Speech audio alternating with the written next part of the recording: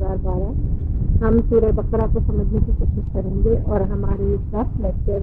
سورہ بقرہ کے حوالے سے ہیں. 10 لیکچر اور کچھ باطنی پہلو ہیں اور ان دونوں پہلوؤں پہ نظر رکھنی پڑتی ہے. ظاہری پہلو کے لیے ہمیں زبان کو سیکھنا اور باطنی پہلو کے لیے پھر تفسیر اور معصومین کے ارشادات اور حضور صلی اللہ علیہ وسلم کی تفسیر اور قرآن سے خود قرآن کی تفسیر جو ہے وہ ہمیں بتائی جاتی ہے. اور سورتوں کے نام اور حد بندی حضور صلی اللہ علیہ وسلم مقرر کر کے گئے تھے. پاروں کی تقسیم بعد میں ہوئی ہے.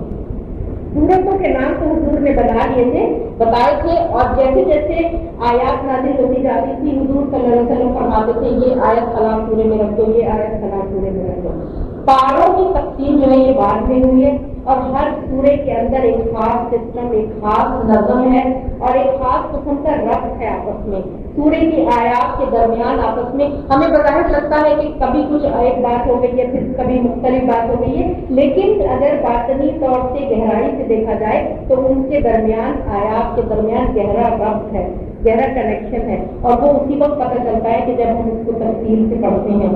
اور قرآن کی ترتیب نزولی اور ہے اور موجودہ ترتیب اور ہے، اس کا ذکر پہلے بھی ہو چکا ہے اور انشاءاللہ میں آپ لوگوں کے لیے جو فوٹو کاپیز یہاں رکھوں گی آپ کے استفادے کے لیے اس میں وہ ترتیب نزولی جو مجھے نیٹ سے ملی ہے وہ بھی میں رکھوں گی تو اس سے آپ کو فائدہ ہوگا. آپ دیکھیں گے کہ کس طرح سورہ اقرا پہلے نازل ہوئی تھی، اس کے بعد پھر نون والقلم، اس کے بعد مدثر، اس کے بعد مزمل. مفسرین کا اگرچہ اس میں تھوڑا سا اختلاف ہے لیکن یہ ضرور ہے کہ جو موجودہ ترتیب ہے یہ ترتیب قرآن حکیم کی نہیں ہے، جو نزولی ترتیب ہے، مختلف ترتیب ہے. اور چھوٹی بڑی جتنی صورتیں ہیں یہ سب حضور صلی اللہ علیہ وسلم نے خود ان کے نام مقرر کیے تھے، خود ان کے احاطے بنائے تھے اور خود ان کو بتایا گیا تھا کہ یہ صورت یہ ہے اور یہ صورت یہ حضور کی زندگی ہی میں مقرر ہو گیا تھا. اور یہ کہنا کہ جمع قرآن بعد میں ہوا کسی نے کیا یہ غلط ہے. حضور صلی اللہ علیہ وسلم خود ہی تمام قرآن حکیم جمع کر کے گئے تھے اپنی حیات مطابق. اور اس کے بعد یہ جو ہمارے یہاں ضمن یہ میں عرض کروں کہ جو جب خلافت اول کے زمانے میں قرآن کے اس کے لکھنے اور اس کے جمع کرنے کا وہ سلسلہ ہوا تھا تو میرے مولا قرآن حکیم کا جو نسخہ لے کر آئے تھے اس میں مولا علی نے ان 3 پاروں کے ساتھ جو تفسیر بیان کی تھی، جو تعبیر بیان کی تھی وہ بھی بہت ڈیٹیل میں تھی تقریباً، لیکن وہ قبول نہیں کی گئی کسی سیاسی وجوہات کی بنا پہ اور اس وجہ کی بنا پہ کہ قرآن کے جمع کرنے کا کریڈٹ کسی خاص کو مل جائے. تو میرے مولا کا جو قرآن تھا وہ قبول نہیں کیا گیا تو آپ نے فرمایا تھا کہ آپ تم اس کو نہیں دیکھ سکو گے. اب یہ میرے قائم کے ساتھ جب میرا قائم ظہور کرے گا تو یہ قرآن اس کے ساتھ آئے گا.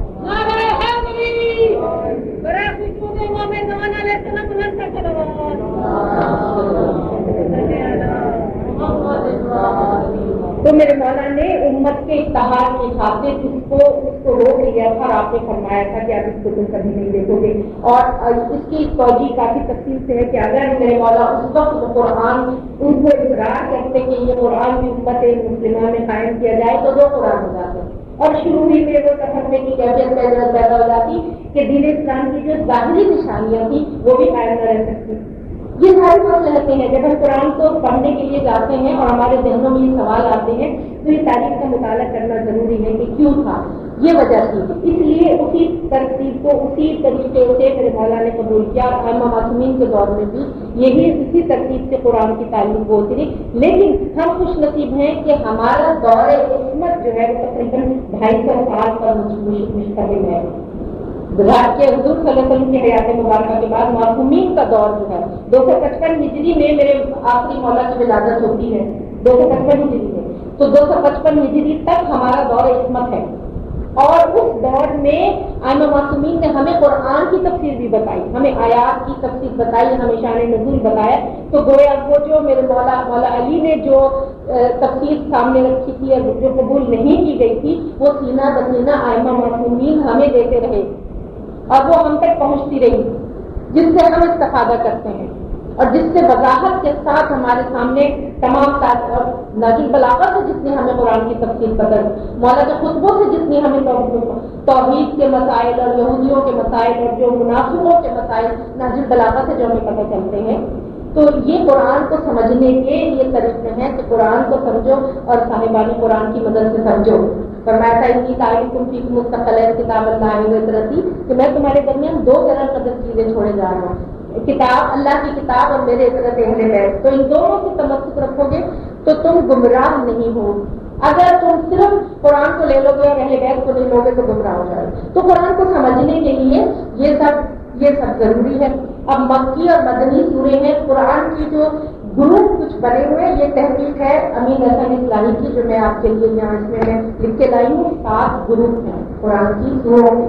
ہر گروپ ایک یا ایک سے زائد مکی سورے سے شروع ہوتا ہے اور ایک یا ایک سے زائد مدنی سورے پر ختم ہوتا ہے۔ 7 گروپ ہیں، ہر گروپ میں پہلے مکی سورے ہیں اور بعد میں مدنی سورے ہیں۔ اب کیا ہے؟ پہلا گروپ ہے سورہ فاتحہ سے سورہ مائدہ تک، فاتحہ مکی ہے، باقی 4 مدنی ہیں۔ دوسرا گروپ ہے سورہ انعام اور اعراف، مکی سے شروع ہوتا ہے اور انفال اور توبہ مدنی سوروں پر ختم ہوتا ہے۔ تیسرا گروپ ہے پہلی سورہ یونس کا مومنون، مکی پہلی 4 آیات ہیں اور اس کے بعد سورہ نور مدنی ہے، رعد اور حج میں اختلاف مفسرین کا کہ یہ مدنی ہے یا مکی۔ چوتھا گروپ ہے سورہ فرقان کا سورہ احزاب، جس میں 8 سورتیں مکی ہیں اور سورہ احزاب مدنی ہے۔ پانچواں گروپ ہے سورہ سبا سے شروع ہوتا ہے، سورہ حجرات پر ختم ہوتا ہے، اس میں 13 سورتیں مکی ہیں اور آخری 3 مدنی ہیں۔ چھٹا گروپ ہے سورہ قاف سے شروع ہو کر سورہ تحریم پر ختم ہوتا ہے، پہلی 7 سورتیں مکی ہیں، اس کے بعد 10 مدنی ہیں، اس میں سورہ رحمان اختلافی ہے کہ مدنی ہے یا مکی ہے۔ پھر 7واں گروپ ہے سورہ ملک سے شروع ہو کر الناس پر ختم ہوتا ہے، دہر کی آخری صورتوں کے بارے میں اختلاف ہے اور اس کی ترتیب بھی دوسرے سوروں کی طرح سے ہے۔ اچھا، قرآن حکیم سے فائدہ حاصل کرنے کی شرطیں کیا ہے کہ پہلے تو نیت انسان کی پاک ہونا چاہیے کہ کس ارادے سے قرآن حکیم کو رجوع کر رہے ہیں، کس ارادے سے نیت پاک ہو، اپنے آپ کو خلوص کے ساتھ قرآن کی طرف بڑھائیں تو قرآن اپنے آپ کو کھول دیتا ہے، اور اگر خلوص نہ ہو تو قرآن اپنے آپ کو بند کر لیتا ہے۔ قرآن کی آیات اپنے معنی آپ پر نہیں کھولتے اگر خلوص نہیں ہے، کیونکہ یہ ڈائریکٹ قلب کے ساتھ اس کا راستہ ہے۔ اس کے بعد اس کو ایک برکت کلام مانا جائے کہ پروردگار عالم کا کلام ہے، اور قرآن کے تقاضوں کے مطابق خود کو بدلنے کا عزم اور قربانیاں دینے کا عزم، تب قرآن سمجھ میں آتا ہے۔ تدبر اور تفکر سے کام لینے کا ارادہ ہو اور اس پر صدق دل سے عمل کرنے کا ارادہ بھی ہو اور نیت بھی ہو، پھر اللہ تعالیٰ سے رہنمائی کی دعا بھی کی جائے ساتھ میں کہ ہمیں اس سے استفادہ حاصل کرنے کی توفیق عطا ہو۔ اچھا، ہمیں لگتا ہے کہ قرآن میں ریپیٹیشن بہت ہے، تکرار بہت ہے، لیکن ایسا نہیں ہے، تکرار نہیں ہے بلکہ کہیں کوئی پہلو نمایاں ہے، کہیں کوئی پہلو نمایاں ہے۔ ایک ہی بات ہوتی ہے، اس کے مختلف پہلو ہوتے ہیں، کوئی پہلو کہیں ذرا سا نیچے دب گیا تو دوسرا پہلو ابھر گیا۔ تو اس طرح جیسے فرمایا گیا کہ خشک و تر کا ذکر ہے اس میں، تو یعنی کہ مکمل طریقے سے ہر پہلو کو واضح کر دیا گیا ہے، لیکن وہ پورے قرآن حکیم میں بکھرا ہوا ہے۔ اس سے آپ کو قرآن کی آیات کو ایک دوسرے کے ساتھ ریلیٹ کر کے پڑھنا، ایک دوسرے کے ساتھ ان کو سمجھنا، معصومین کی وضاحت کے حساب سے کرنا، اس سے پھر ہمیں سمجھ آ جاتا ہے کہ فلاں بات تھی وہ فلاں سورے میں اس کی وضاحت اس طرح کی گئی اور فلاں سورے میں اس کا ذکر اس طریقے سے ہے۔ مختلف باتوں کا ذکر مختلف سوروں میں پھیلا ہوا ہے، اور اسی طرح کسی کو کوئی پہلو واضح ہے، کہیں کوئی پہلو واضح ہے،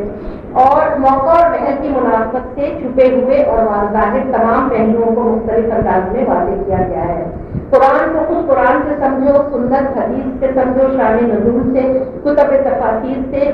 اور تاریخ عرب سے، اور قدیم آسمانی صحائف سے۔ پرانے آسمانی صحائف توریت، انجیل اور زبور بھی قرآن کے سمجھنے میں مددگار ثابت ہوتی ہے، یہ فرمایا گیا ہے۔ اور سورہ بقرہ کو اس کو شروع کرنے سے پہلے آپ سے میں درخواست کروں گی ذرا اس چارٹ پہ نظر کر لیجیے کہ سورہ بقرہ کے مضامین، سورہ بقرہ بہت طویل سورہ ہے اور اس کے مضامین توحید، عدل، رسالت، امامت، قیامت،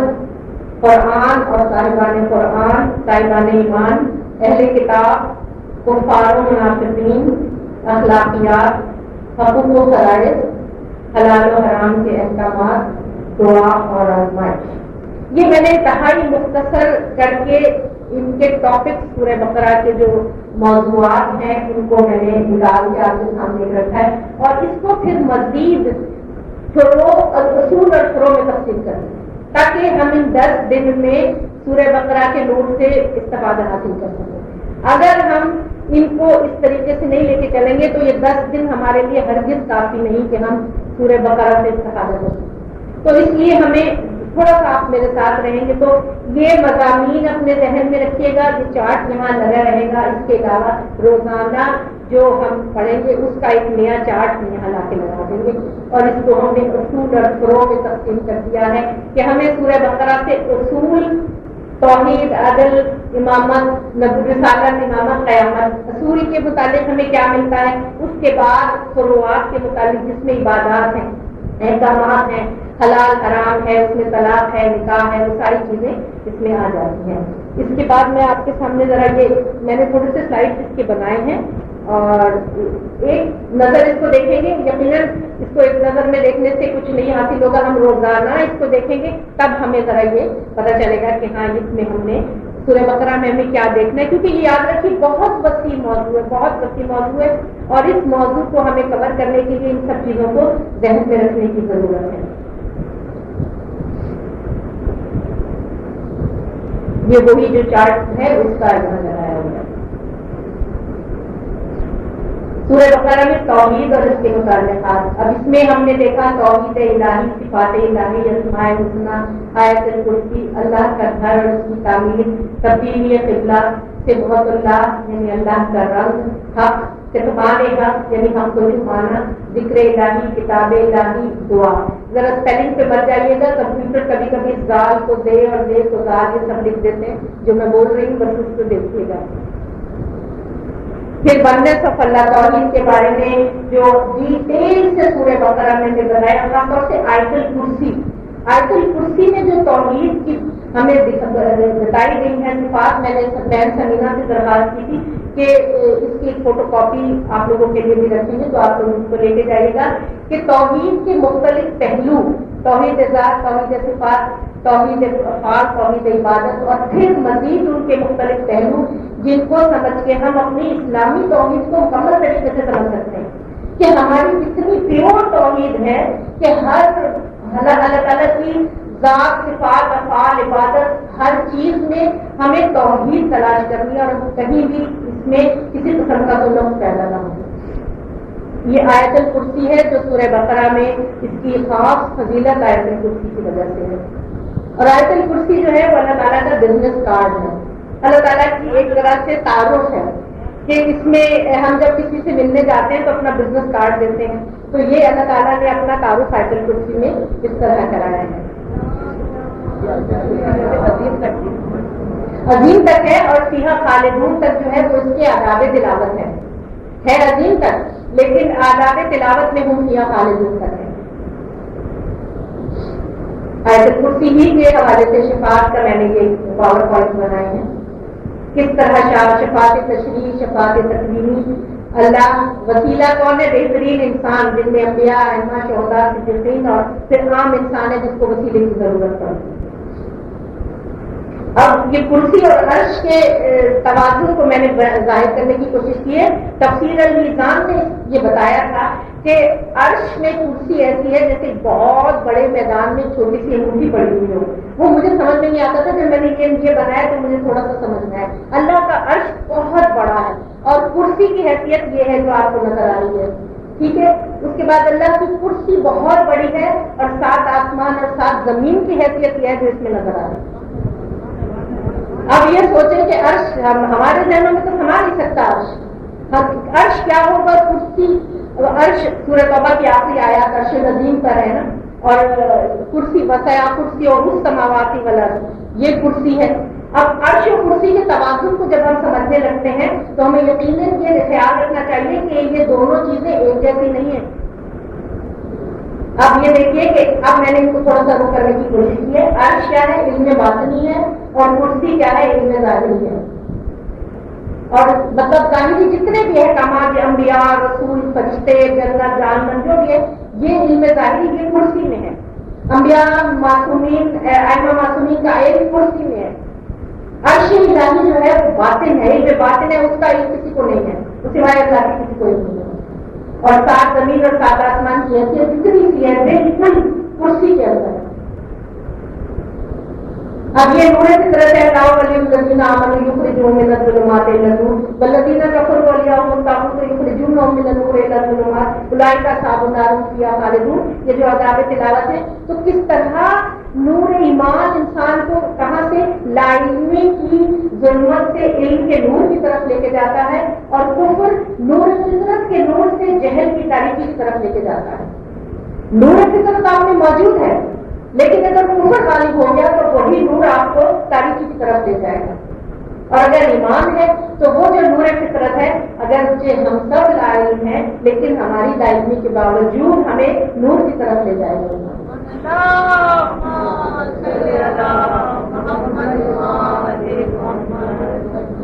اللہ تعالیٰ کے اسماء الحسنی عجیب آسمانی کتابیں توریت کے لیے گولڈ اسکرپٹ ہے، گولڈ ٹیسٹمنٹ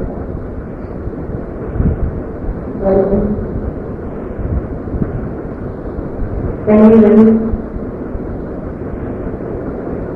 ہولی قرآن ہم پچھلے 2 سال سے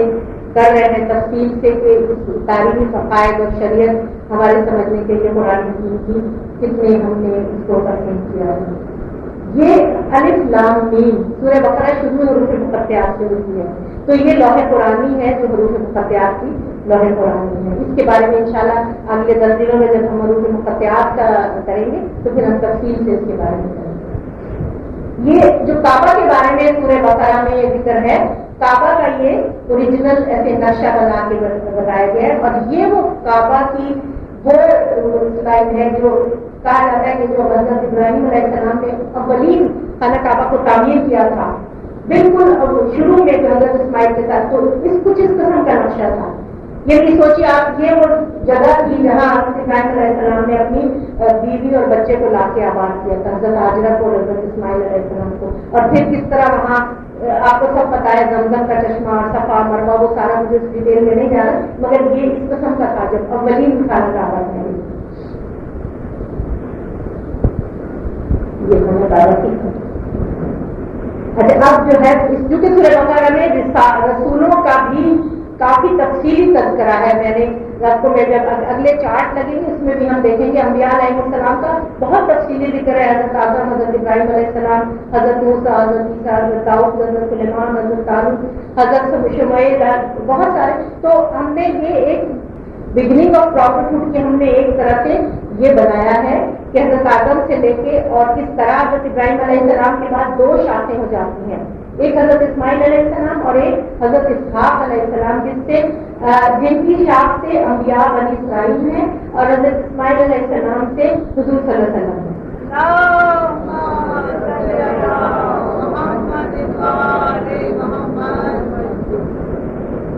اب انبیاء علیہ السلام کا تذکرہ ہوگا، حضرت آدم کا کس طرح انی جاعل فی الارض خلیفہ سورہ بقرہ میں تفصیل سے ہے کہ فرشتوں کو حکم دیا تھا، وہ ہم کریں گے انشاءاللہ جب۔ اور یہ وہ مقامات ہیں، میں نے نقشوں سے ان کو یہاں کہ جہاں حضرت آدم علیہ السلام اس زمین پہ جب آئے تھے تو کس طرح یہ نقشوں میں دکھایا گیا ہے ہائی لائٹ کر کے حضرت آدم علیہ السلام کا، حضرت ابراہیم علیہ السلام، اور یہ وہ جہاں آپ دیکھیے ایروز جہاں لگے ہوئے ہیں، یہ حضرت ابراہیم علیہ السلام کے مقامات سفر ہیں کہ وہ کس طرح ٹریول کرتے تھے مکہ مکرمہ سے لے کے دیکھیے وہاں اوپر تک بیت المقدس تک، اس کے بعد وہاں سے وہ بابل تک، عراق تک، یہ پورے مقامات حضرت ابراہیم علیہ السلام کے سفر کے مقامات ہیں۔ اور ان تمام مقامات میں حضرت ابراہیم علیہ السلام اپنی دین کی تبلیغ، اور جب قرآن حکیم نے کہا کہ اتنی آزمائشیں حضرت ابراہیم علیہ السلام پر پڑی، تو جب وہ ان آزمائشوں میں پورے ہوئے تو ہم نے انہیں انسانوں کا امام بنا دیا۔ تو کتنی آزمائشیں اور کتنے سفر کیے ہوں گے اور کتنی مصیبتیں اٹھائی ہوں گی انہوں نے، یہ نقشہ اس کو دکھاتا ہے۔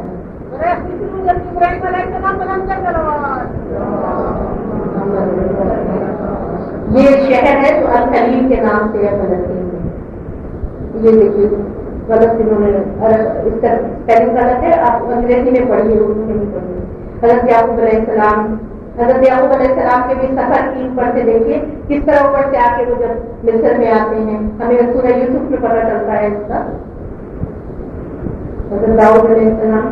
اور یہ ان کا جو ایریا ہے فلسطین کا، حضرت داؤد علیہ السلام کا، حضرت سلیمان علیہ السلام، ان سب کے واقعات سورہ بقرہ میں موجود ہیں۔ ملکہ بلقیس کا سفر نیچے جب آپ دیکھیں گے تو یہ ملکہ بلقیس کا سفر دکھایا گیا ہے۔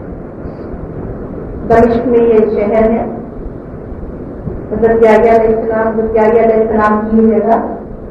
اور یہ آپ لوگ زیارات سے ماشاء اللہ جا چکے ہیں، دربار یزید میں حضرت یحییٰ علیہ السلام کی جو یادگار بنی ہوئی ہے یہ وہ ہے فلسطینی شہر۔ یہ بابل کے ہاروت اور ماروت کا جن کا قصہ قرآن حکیم میں سورہ بقرہ میں آیت نمبر 1 میں ہے کہ جو جادو کا توڑ دکھانے کے لیے نازل ہوئے تھے، یہ ان کی جگہ ہے، ان کا مقام ہے۔ بابل جہاں لکھا ہے، دیکھیے بابل کے قریب بھی کربلا ہے، کوفہ اور کربلا کے درمیان میں ہے بابل۔ حضرت عیسیٰ علیہ السلام کی کرسچینٹی، یہ حضرت عیسیٰ علیہ السلام کا مقام اور جگہ، ان کے سفر کی جگہ، اور وہ کہاں سے کہاں گئے تھے۔ کرسچینٹی کے امیجز ہیں۔ یہ حضرت موسیٰ علیہ السلام کی، یہ احرام مصر قاہرہ کی، کہ حضرت موسیٰ علیہ السلام کی سرزمین، کیونکہ مصر کی سرزمین تھی،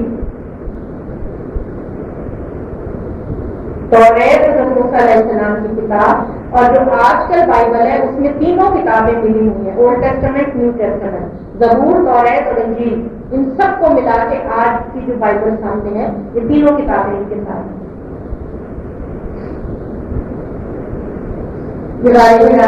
یہاں پہ وہی کہیں وہی نازل ہوئی تھی،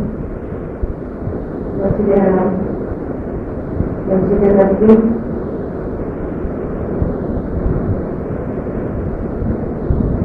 اور بدر۔ اچھا، اب یہ احد کرا کے مختلف نام، مکہ کے مختلف نام، مکہ کا نقشہ ہے یہ کون سی چیز کہاں کی۔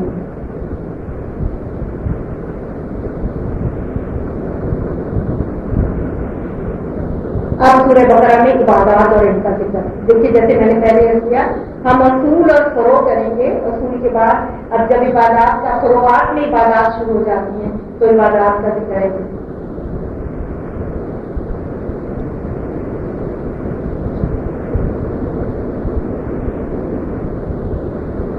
یہ بات طور سے پریزنٹیشن میں نے بچوں کے لیے بنائی تھی، آپ بزرگ تو ماشاء اللہ واقف ہیں کہ نوجوان بچیاں آئیں گی تو ان کو دلچسپی ہوگی اس میں، اور قرآن حکیم کو سیکھنے میں اور زیادہ دلچسپی ملے گی۔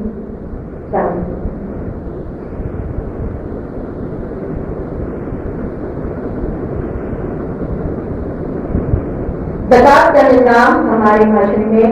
سوشل جسٹس قائم کرنے کے لیے ہے۔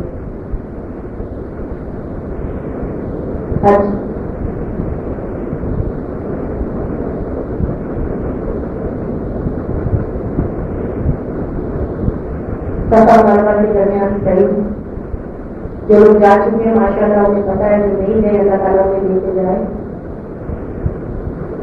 اب یہ حج کے مختلف راستے، لوگ مختلف علاقوں سے حج پہ آتے ہیں، پھر اسی لیے میقات مختلف ہیں، جو دوسرے علاقوں سے آتے ہیں، کسی کا میقات مسجد شجرہ ہے، کسی کا میقات مسجد تمیم ہے، تو اسی حوالے سے میقات مختلف ہیں، کیونکہ راستے مختلف ہیں حج کے۔ حج کا علاقی راستہ، یہ مصری راستہ، حج کا مصری راستہ، حج کا یمنی راستہ۔ اب سورہ بقرہ میں معاملات زندگی کے بارے میں احکامات، فضائل اخلاق، وسائل اخلاق، ڈوز اینڈ ڈونٹس، کیا کیا کرنا اچھا ہے، کیا کیا کرنا نہیں ہے،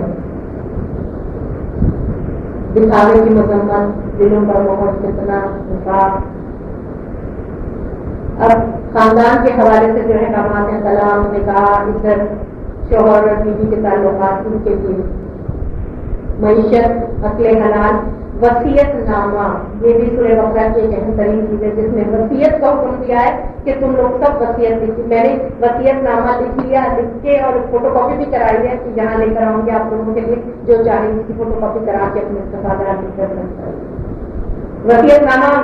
महज अपनी दौलत के लिए नहीं होता है, वसीयतनामा में इजहार अकीदा भी जरूरी है कि हम किस अकीदे पे है, तौहीद, अदल, रिसालत, इमामत, क़यामत, शहादत, मासूमीन के अस्माए दरामी। उसके बाद दरख्वास्त बराए अमाल बादत मौत, तजीज़ तकसीम किस तरीके से की जाए, नमाज वहशत पढ़ी जाए, मेरी कदर नमाजें हैं, कदर रोज़े हैं, उनको अदा किया जाए, मेरे वाजिबात कौन से हैं उनको अदा किया जाए। और फिर वसीयत बराए दवाहिकीन जो तरके की वसीयत कि मेरा फलां मकान, जायदाद, जमीन, पैसा किसको कितना, जैसे तो शरीयत के हिसाब से तकसीम होगा, उसमें तो कोई वो नहीं है, लेकिन अगर खसूसन आप कुछ करना चाहते हैं तो आप इसको वो कर सकते हैं। फिर फरिश्तों का भी जिक्र है सूरह बकरा में, तो एंजल्स के बारे में भी हम इसमें थोड़ा सा इसको देखेंगे जब एंजल्स की बात करेंगे। और उसके बाद जहन्नुम और जन्नत का जो जिक्र है तो हयात बाद मौत में खबर, बरज़ख, वादी सलाम, वादी मरबूत, सूर और फिर क़यामत, आमाल नामा, हशर, नशर, मीज़ान, सिरात, जन्नत, जहन्नम, आखिरी ये सब। फिर इन मज़ामीन के साथ साथ दीगर इशारे, तालीमात जिक्र जो है जिसमें फरिश्ते, जिन, शैतान, मोजज़ात का भी जिक्र है, दिलों का माहौल, हयात का मौत, मुसीबत में आजमाइश, और इंसान पुकार उठता है कि अल्लाह की मदद कब आएगी। और काफिर बाप-दादा की राह पर चलने पर इस्रार करते हैं, कोई जानवर है, बहरे हैं, गूंगे अंधे हैं, बेअक़ल हैं। फिर शब हिजरत का भी जिक्र है, उम्मत वक्त का जिक्र है, क़यामत, जहन्नम, काबूल। ये सूरह बकरा की जिस्ट और बनाने की कोशिश की है और उसका एक नक्शा आप लोगों के सामने रखने की कि आइंदा आने वाले 10 दिनों में हम ये सब कुछ इन सबको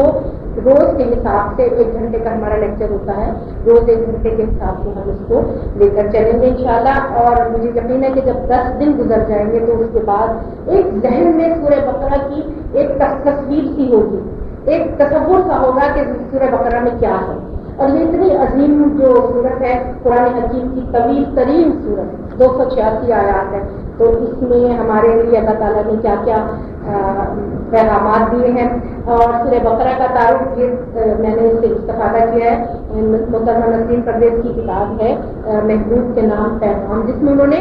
तफासीर का खुलासा बयान किया है। यहाँ पे वो बुक स्टॉल पे लगी हुई है और अक्सर ख़वातीन ने खरीदी भी थी, जिसमें सूरह बकरा का तारुफ कुछ इस तरह बयान किया है कि बकरा अरबी में गाय या बैल को कहते हैं, क्योंकि इस सूरत में गाय का किस्सा है इसलिए इसका नाम सूरह बकरा है। इसका मतलब ये नहीं है कि इसमें तो गाय के मसले पे बहस की गई है, नहीं, कि गाय का वाक़या बयान किया गया है। इसलिए वाक़या कुछ इस तरह है कि बनी इस्राइल में एक शख्स था जो नामालूम तरीके से कत्ल हो गया, उसके खातिर का पता नहीं चल रहा था। बाद मुफस्सिरीन कहते हैं कि बनी इस्राइल में एक दौलतमंद शख्स था जिसका वारिस जिसके चचादार भाई के अलावा कोई नहीं था,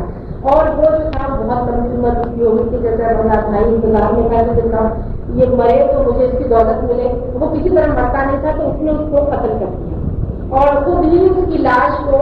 बाजार में सड़क के रखकर रोने लगा और खून बहा का तालिब हुआ और हज़रत मूसा अलैहिस्सलाम की बारगाह में मुकदमा पेश किया कि किसी ने मेरे चचादार भाई को कत्ल कर दिया, खुद ही कत्ल कर दिया और खुद ही जो था वो रो रहा था। बाद मुफस्सिरीन कहते हैं कि रिश्ता मांगने पर इनकार की वजह से हुआ, महाराज में ये है, लेकिन हुआ जरूर, कत्ल जरूर हुआ, कातिल का पता नहीं चल रहा था। हज़रत मूसा अलैहिस्सलाम के पास जब ये मुकदमा पहुंचा तो हज़रत मूसा अलैहिस्सलाम ने अल्लाह से मदद मांगी, तो हुक्म हुआ सूरह बकरा में, जब हम करेंगे तो तफसील से देखेंगे, कातिल का पता लगाने के लिए पहली गाय जो तुम्हें मिले उसको ज़िबा करो और उसके बाद उसके जिस्म का एक टुकड़ा लेकर इस मकतूल के जिस्म पे मारो, तो ये लाश बहुत उठ के तुम्हें बता देगी कि मेरा कातिल कौन है। ये हुक्म हुआ। अब हज़रत मूसा अलैहिस्सलाम ने जब ये बताया उनको तो कहने लगे क्या तुम हमसे तमक्कुन करते हो बनी इस्राइल?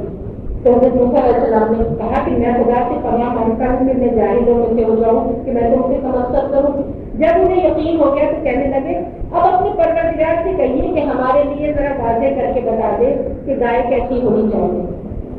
आइडेंटिफाई कर दे और कैसी होनी चाहिए। कट हुज्जतियाँ करने लगे कि कितनी उम्र की हो, कैसे रंग की हो, जो सी कोई हो या नहीं हो,